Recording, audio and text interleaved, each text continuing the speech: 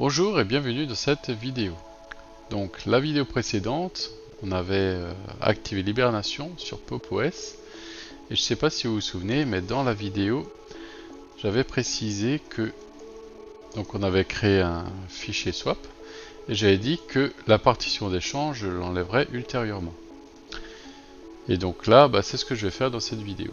Donc là, sachant que l'installation, donc c'est l'installation de base de Pop!OS, et j'avais sélectionné crypter l'installation. Donc là, notre installation est chiffrée et donc je vais vous montrer comment on enlève cette partition là, sachant que l'installation est chiffrée.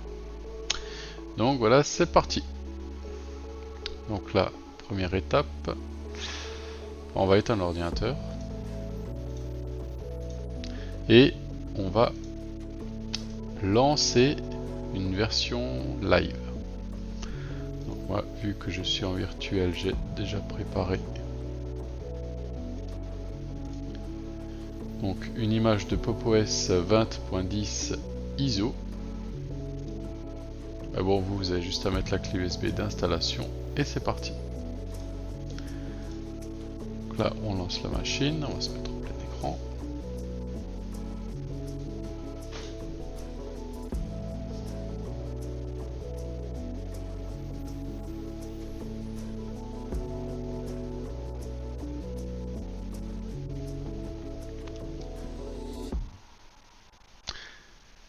Voici sur le bureau.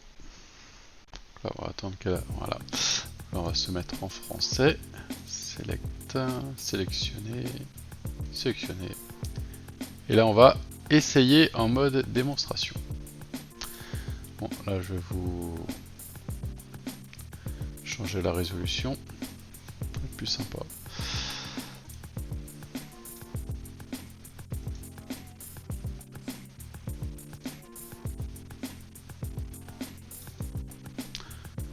Donc comme ça, ce sera plus confortable. Donc, première des choses, bien sûr, tous les liens, je vous les mettrai dans la description. On va aller sur une doc de Ubuntu.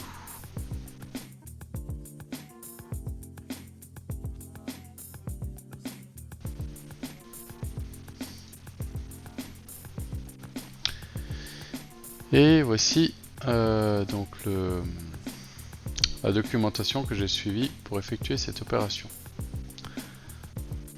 Donc là, on a la table des matières et là, on a Enlarge an Encrypted Partition. Donc c'est ce qu'on va vouloir faire par la suite. D'abord, on va devoir supprimer la partition swap et ensuite, il faut élargir la partition qui reste. Donc la partition principale. Donc pour ça, on va un peu descendre et voilà. Donc là, on a le détail pour élargir la partition encryptée. Donc première chose à faire, on va lancer gparted.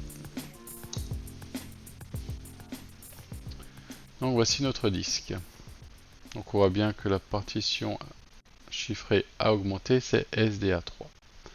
Donc première des choses, donc là il a activé le swap pour la version live. Donc on va tout simplement faire un clic droit et swap off. Là le petit indicateur a disparu. Là maintenant on peut supprimer cette partition là. Ensuite on va augmenter celle-là. Et on va laisser juste 1 mégaoctet à la fin. Bon. On va d'abord supprimer la partition swap.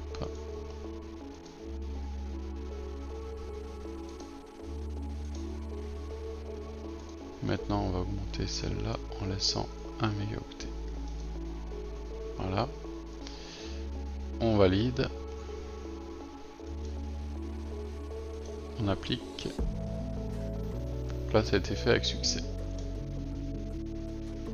Donc là maintenant, si on fait un refresh, donc on a augmenté notre partition. Mais maintenant, si je retourne dans mon système, je verrai que les 43 de mémoire ou 42 Go, 41 Go, je verrai pas l'entièreté. Donc c'est pour ça que là maintenant on va devoir tout élargir à l'intérieur. Donc pour ce faire, on va suivre cette documentation là. On va ouvrir un terminal. Voilà.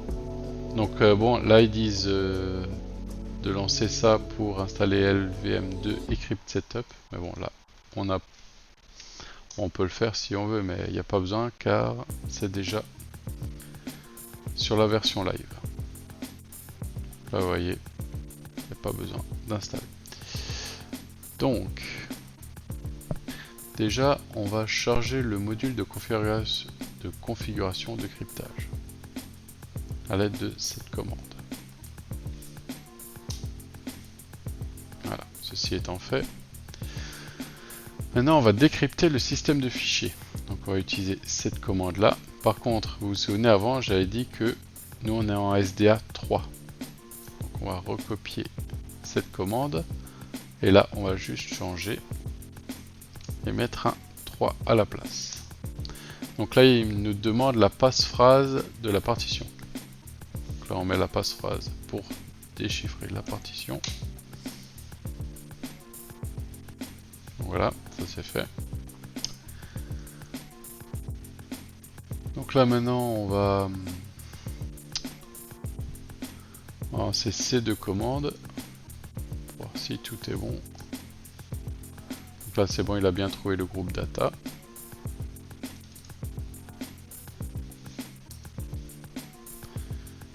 Et donc là on est bon, c'est actif. Donc maintenant on va redimensionner le cryptage. Donc ça c'est simple, il y a juste à lancer cette commande Crypt Setup Resize Crypt 1. Crypt 1 c'est ce qu'on a monté avant avec LuxOpen. C'est pour ça que c'est plus simple ensuite à faire. Donc là il nous demande la passe-phrase. Là, on remet la passe-phrase du cryptage. Donc ça c'est fait. Alors maintenant nous allons redimensionner le volume physique LVM. Donc pour ça on a juste à copier-coller cette commande. Donc sudo pv resize. Donc nous on va dans dev mapper crypt 1. On entre. Et donc là on a bien un volume physique qui a été redimensionné. Alors maintenant on va déverrouiller le volume LVM.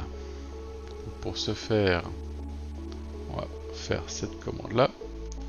pv change option X espace Y. Là on est bon.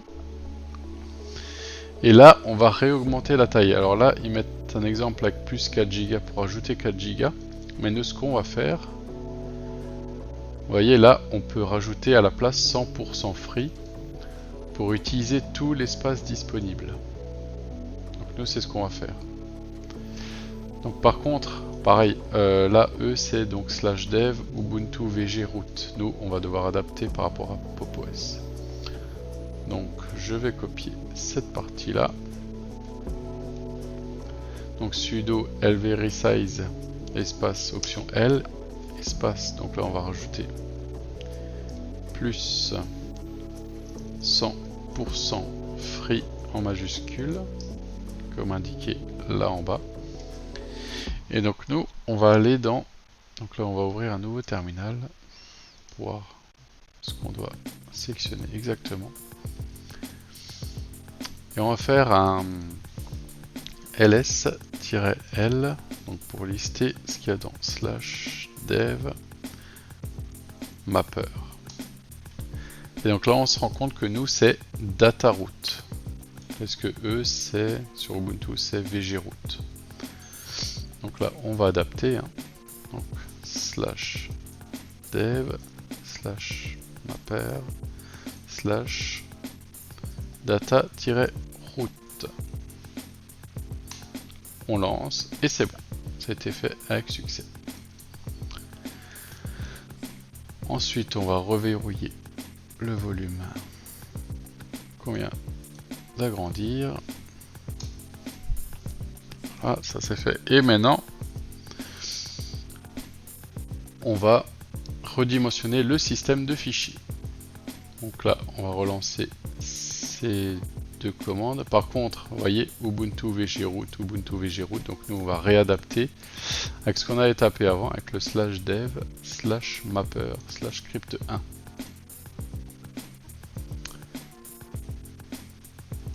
Donc là, on met ça. Non, pas le crypt1, pardon. C'était celui-là.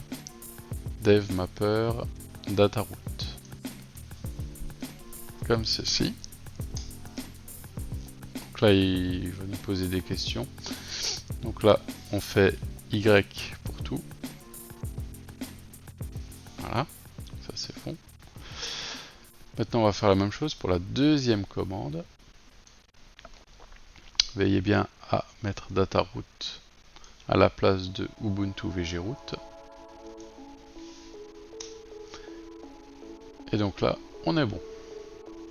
Donc là, ce qu'on va pouvoir, ce qu'il va falloir qu'on fasse, c'est que donc là, c'est bon, on a supprimé notre partition, on a réagrandi la partition dataroot, on est bon. Par contre, avant, on avait deux partitions chiffrées.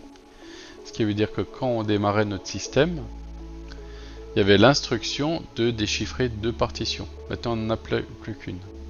Donc si on laisse l'instruction, c'est-à-dire qu'il va vouloir déchiffrer une partition qui n'existe pas. Et donc là, ça risque de bloquer le démarrage. Donc là, on va supprimer cette ligne. Donc on va aller dans le système de fichiers. Bon, je vais mettre en liste, ce sera plus simple. On va dans autre localisation. Et là, on a notre volume DM1. Donc, qui est la taille la plus grosse. Donc là, il n'y a pas besoin de déchiffrer, c'est déjà fait. On va aller dans ETC. Et une fois qu'on est là, on va aller sur la flèche là-haut. Et on va faire Open in Terminal. Comme ça, on sera déjà bien placé dans le bon endroit. Je vais un peu agrandir, voilà. Et ce qu'on va faire, on va faire un sudo nano. Et on va éditer le fichier cryptab.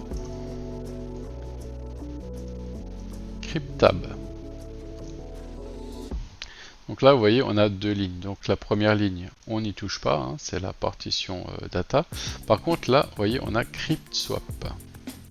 Donc ça, c'est pour déverrouiller la partition swap. Mais vu qu'on l'a enlevé, on l'a supprimé physiquement du disque, voilà, on peut enlever l'instruction, comme quoi il faut la déchiffrer. Une fois qu'on a supprimé cette ligne, on a bien conservé la première ligne, celle-là on n'y touche pas. On fait un CTRL X pour sortir d'ici. Donc là il dit voulez-vous sauvegarder les modifications, donc on fait Y pour yes. Et entrée. Si maintenant on fait un cat cryptab, on n'a bien qu'une seule ligne qui nous reste. Et donc bah voilà, l'opération est terminée. On va pouvoir tout fermer. On va pouvoir éteindre notre session live.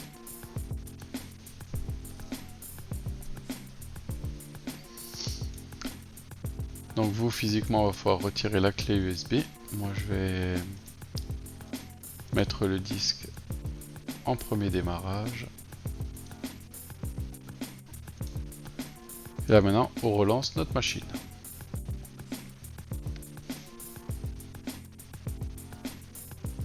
Donc là, il nous demande de déverrouiller la partition. On met le mot de passe qui va bien.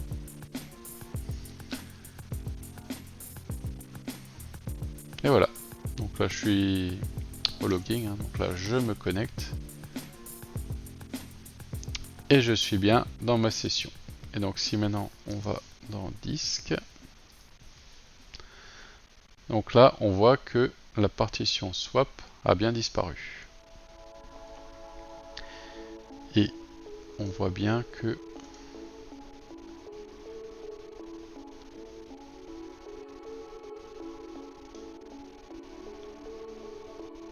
qu'on a 48 Go de disponible quasiment. Donc là, de ce côté-là, on est bon, on a récupéré la place qu'occupait la swap. Voilà, j'espère que cette vidéo vous aura plu. Je vous souhaite une bonne journée. Ciao ciao.